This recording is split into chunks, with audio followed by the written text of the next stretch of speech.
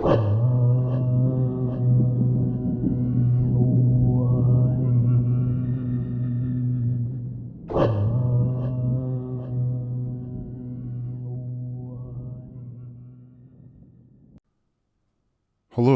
I am Baal Kadmon, and I would like to thank you for watching or listening to this podcast. Today I'm going to read you 2 chapters from my book, Kali Mantra Magick. The ritual we will perform, or rather the mantra we will recite, is for the acquisition of magical power.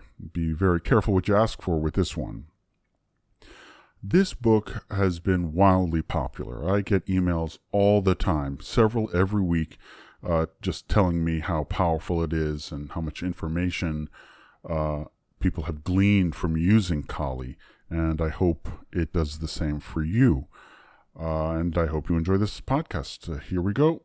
2 chapters from my book, Kali Mantra Magick. Chapter 1. Journey into the Dark Goddess. Kali, the Dark Mother of the Hindu pantheon, is oft the most misunderstood goddess in all human spiritual endeavor. Her images often depict her as being an evil and demonic force that few would even dare call upon, whilst others worship her as a divine, benign goddess who bestows blessings upon her supplicants. She is, in fact, both of these.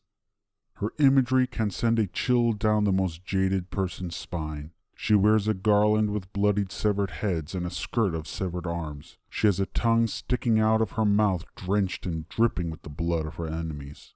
Not to forget a sword covered in human blood that she uses to cut away at the delusions of humanity. Not an image the faint of heart would wish to see, I am sure. Kali's very name means she who is black. Some have said that her name means she who is death. Kali is the goddess of the apocalypse, death, and time. It is during her era, the Kali Yuga, we find ourselves in. It's an era of strife and yet renewal. All you need to do is watch the news and you will see we are clearly in her era. Often the Dark Mother Kali can be associated with raw violence and unbridled sexuality, a figure that would be interpreted in the West as the embodiment of all that is evil, sinful, and dark. But let's not forget that she is an emanation of the divine Shakti, the core of the feminine divine, which is creative and powerful. She represents raw form of the sacred feminine, a form that takes tough love to new heights, but yet her wild and raging approach is often tempered with the intentions of a sweet, caring mother. As I hinted above, not all traditions portray her as violent and wrathful. In some traditions she doesn't have such a raw persona. Some worship her for her compassion. In essence, everything she does is not out of evil, it's out of compassion. Tough love, I suppose, is one way to put it, and that would be quite an understatement. She will challenge the stuffiness and properness you have acquired in this life. She will challenge who you think you are. She will spit in your face. She will push your buttons and will humble you. She will make you face your demons, cut away your pride. She will make you grow whether you feel like you're ready or not, all for the sake of breaking you out of your shell, a shell you so readily hide in. Kali will throw you into your challenges raw, thus letting you learn on your own. She would be the one to push you into the deep end of the pool so you can learn to swim. She will show you the futility of your overvalued words and notions of yourself to which you worship. Some people need that kind of tough love. Her mantras are often recited when people want quick solutions to their problems. All problems, be they physical, mental, or spiritual. However, unlike the other goddesses that nudge you and sometimes push, Kali will cut right to the chase and shove you. She will put you on the fast track to whatever it is you want. But remember, the fast track is not without its perils. Often we need to grow step by step in order to attain a goal. For example, a person who wins the lotto will not appreciate the money as much as the person who worked hard to earn it. It is no wonder almost all lotto winners end up losing the money and go deep into debt. Take heed, Kali will help you in that. But it may not be pretty. When you spend the money and go into debt, you might suffer, but you also might learn a lesson and grow from the seemingly negative experience. Now let's understand. She is not acting harshly to punish you. She is thinking, if that is what you want, okay, but you're not ready for it. but after I get through with you, you will be. She acts like this to make you aware.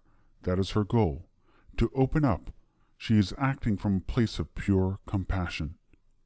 If you have been stuck in your life and you are at a loss as to what to do and you are willing to get the proverbial kick in the ass, Kali is the one to turn to. Here is an example of one Kali mantra. Like most of the gods and goddesses, there are several mantras for each deity. This one, however, is the most popular. The mantra. Om Klim Kalikaye Namaha. Om Klim Kalikaye Namaha. We will discuss more of her mantras later in this book. Now let us continue. The ritual for magical powers, day of the week, Tuesday. Warning, be careful what you ask for with this one. Place the picture or statue of Kali at the center. To the left of the image, place the red candle and light it. To the right, place a silver candle and light it. And in the back, please light the incense. Sit quietly and think about your desire to obtain magical powers and psychic abilities. And say the following mantra either 7, 21, or 108 times. I will say it only twice. Om Kring Kalikaye Namaha. Om Kring Kalikaye Namaha. Now look at the image or statue intently and feel her presence resonate with you, and you may notice that the image takes up your entire visual field. That's okay. Let that happen. And when you are satisfied, let the candles and the incense burn to their completion, but please do not let them or leave them unattended. There you have it, my friends, 2 chapters from my book Kali Mantra Magick. I hope you enjoyed it. So mote it be.